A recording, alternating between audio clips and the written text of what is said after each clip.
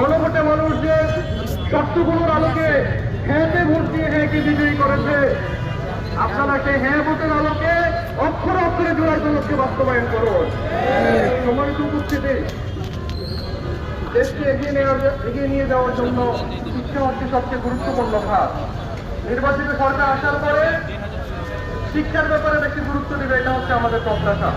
কিন্তু আমরা এখন দেখছি জ্বালানি সংকটের অজুহাতে সরকার 3 দিন শিক্ষা প্রতিষ্ঠানগুলো বন্ধ করে দিতে চাচ্ছে। 3 দিন অনলাইনে আর 3 দিন নাকি অফলাইনে ক্লাস হবে। বাংলাদেশের সকল ফ্যামিলিতে কি এখনো স্মার্টফোনের অ্যাক্সেস আছে? না।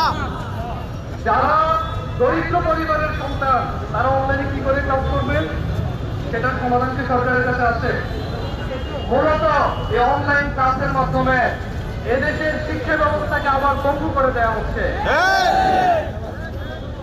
সম্মানিত উপস্থিতি, করোনার সময়ে শিক্ষা প্রতিষ্ঠানগুলো বন্ধ থাকার যে ধকল, সেটা এখনো দেশের শিক্ষা খাত কাটিয়ে উঠতে পারেনি। আবার যদি শিক্ষা প্রতিষ্ঠানগুলো অর্ধেক দিবসের জন্য বন্ধ হয়ে যায়, সপ্তাহের অর্ধেক সময় এবারে বন্ধ থাকে, চাকরি স্থায়ীভাবে ক্ষতিগ্রস্ত হবে। আমরা চাই না বাংলাদেশ এভাবে পঙ্গু হয়ে যাবে। সেজন্য সরকারকে আমরা দৃঢ়তার সাথে আহ্বান জানাতে চাই, আপনারা এই সিদ্ধান্ত বাস্তবায়ন থেকে বিরত হন।